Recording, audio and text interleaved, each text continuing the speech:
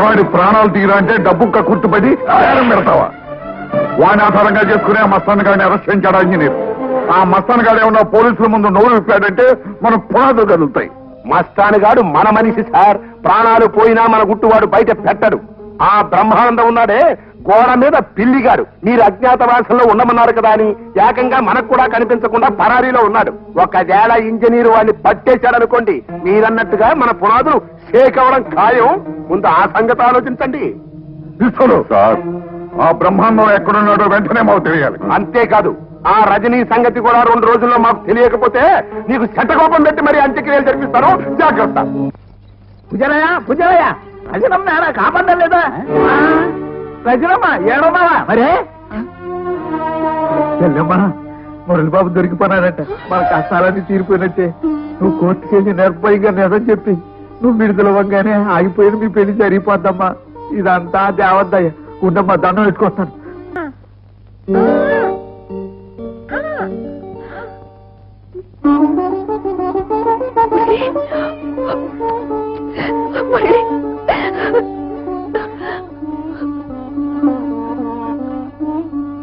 రవి, ఇక ఆలస్యం ఎందుకు? నేను పోలీసులకు లొంగిపోతాను. జరిగిన యథార్థాన్ని ఇప్పుడు నిర్భయంగా కోర్టులో చెప్తాను. తొందరపడకు రజని. ముద్దాయిగా ఉన్న నీ సాక్ష్యం కోర్టులో చెల్లదు. మా అన్నయ్య హత్యను కళ్ళారా చూసిన మరో ప్రత్యక్ష సాక్షి బ్రహ్మానందం ఉన్నాడు. అతన్ని నేను పట్టుకునే వరకు నువ్వు ఇలా అజ్ఞాతంగా ఉంటేనే మంచిది.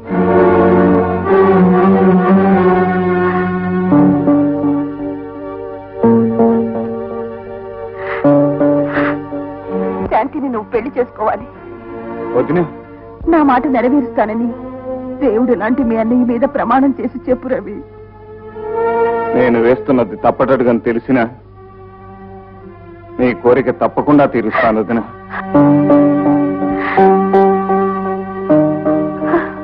మమ్మీ మమ్మీ మమ్మీ మమ్మీ తిన్ని వాంతి చేసుకుంటుంది.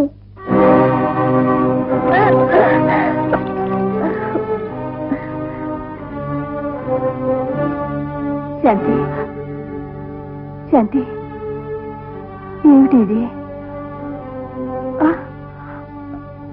నువ్వు నువ్వు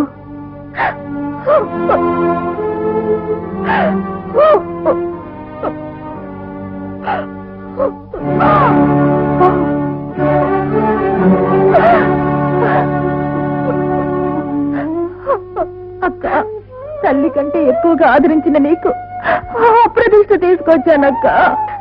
శాంతి, శాంతి, నీ భవిష్యత్తు బాగుండాలని రవిని బలవంతంగా ఈ పెళ్లికి ఒప్పించాను కదే. నా మాట కాదని లేక నా మరిది తన ప్రేమను త్యాగం చేయడానికి కూడా సిద్ధపడ్డాడు. కానీ నువ్వు నన్ను దగా చేశావు. తోడబుట్టిన దానికి కూడా తెలియకుండా నిన్నింత దూరం తీసుకెళ్ళినా ఆ మాపాత్ముడెవరు? చెప్పవే, చెప్పు. చైర్మన్ కాళేశ్వరరావు గారి కొడుకు.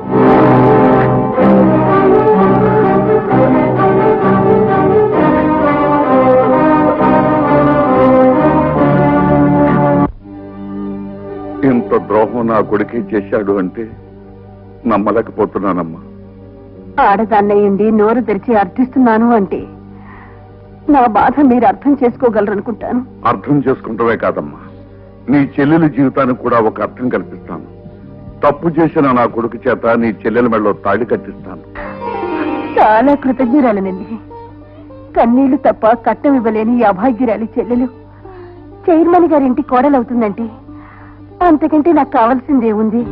కట్నం వద్దని నేననలేదే, నాకు కట్నం కావాలమ్మా. కంగారు పడుతున్నావా? నాకు కట్నంగా కావాల్సింది డబ్బు కాదమ్మా, ఒక రహస్యం. నీ భర్తను చంపిన రజనీని నీ మధ్య రహస్యంగా దాచిపెట్టాడు. ఆమె ఎక్కడుందో నువ్వు చెప్పాలి. ఆమెకు శిక్ష పడితేనే నీ భర్త ఆత్మకు శాంతి. ఆ ఆత్మశాంతి నేను కోరుతున్న కట్నం. నా దురదృష్టం నా పసుపు కుంకాన్ని దోచుకుంది. నా చెల్లెల అదృష్టం మరొక ఆడపిల్ల జీవితాన్ని దోచుకోవడం దేనికిలేండి. క్షమించే ఔదార్యం నీకుంటే ఉండొచ్చు, కానీ ప్రజాశ్రేయస్సు కోరే వ్యక్తిగా సంఘంలో ఒక హంతకురాలు తిరుగుతుంటే నేను చూస్తూ ఊరుకోలేను.